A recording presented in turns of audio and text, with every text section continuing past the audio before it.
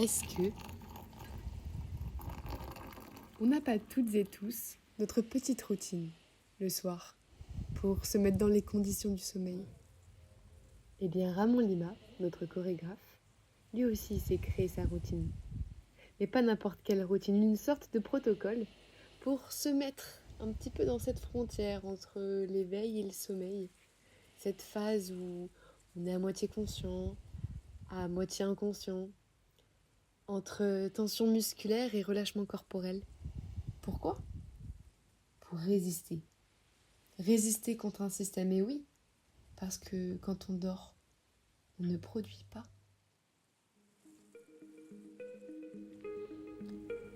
Imaginez un instant. Et si le sommeil pouvait guider nos gestes avant même que nous en ayons conscience?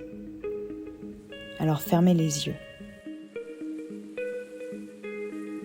Bienvenue dans ce podcast immersif qui va vous plonger au cœur du sommeil et vous éclairer sur les approches à la fois scientifiques et chorégraphiques du somnambulisme.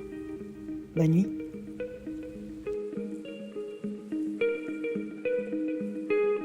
Bon, Somnambule est un solo de danse avec une dimension performative très forte où je vais aller chercher physiquement l'idée que le sommeil il pourrait être une instance, une dimension où on pourrait faire face à la logique de production auquel nous sommes soumis et dans un monde très capitaliste, exigeant, productif.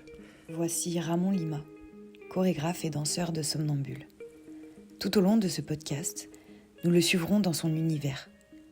Une dimension scientifique viendra également enrichir nos échanges grâce à l'intervention de Sébastien Bailleul, somnologue.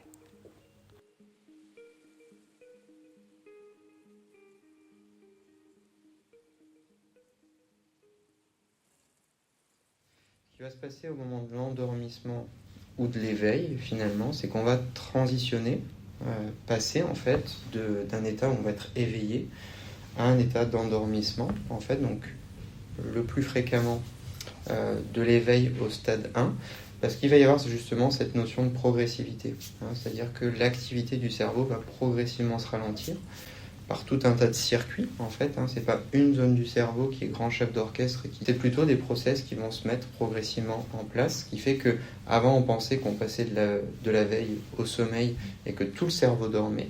Maintenant on sait qu'en fait ça va être quelque chose qui va être plutôt local, régional. En danse, cette zone transitoire se traduit par des mouvements flottants, suspendus, comme si le corps hésitait à basculer complètement dans le sommeil. Les gestes peuvent être répétitifs, automatiques ou interrompus, arrêtés par un souffle ou une impulsion soudaine.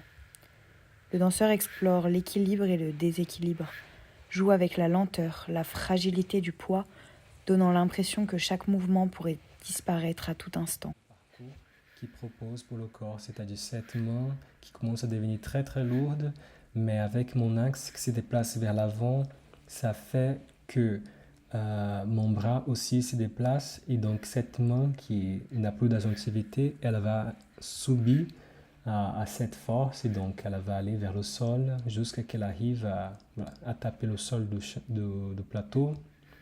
Mais après aussi mon axe qui va vers l'avant, comment cet axe, comment je contrôle, mais en même temps à chaque respiration, à chaque inspiration, je laisse que mon axe il perd son côté droit et donc il penche, il va plus vers l'avant et en même temps je contrôle cette chute. En fait, c'est une chute. On peut parler aussi de somnambulisme lorsque c'est recréé consciemment, cet état un petit peu entre l'éveil et le sommeil. Et est-ce que c'est possible de recréer consciemment cet état? On va pouvoir le mimer, mais le recréer physiologiquement, non. Ok. Parce qu'en fait, il y a une fragilité en fait, du sommeil dans ce moment-là, parce que la définition du somnambulisme, la personne dort, en fait, quand on les enregistre, l'activité du cerveau est endormie, en fait. Ouais. Donc on va pouvoir le mimer. Comme le souligne Sébastien, le somnambulisme ne peut pas être reproduit parfaitement, mais il peut être suggéré par le corps. En danse, par exemple, il peut se traduire par des oscillations lentes, des déplacements flottants ou traînants, parfois ponctués de micro-arrêts ou d'irrégularités dans le rythme. Et moi, je commence avec une posture où je suis assis sous mes, sous mes genoux. Donc, je suis à genoux et assis sous mes pieds. Et là, je vais porter l'attention sur la position de ma tête, sur mon axe, et comment mon axe il réagit à la gravité. Et donc, petit à petit, je vais commencer à choisir des parties du corps auxquelles je vais abandonner à la gravité.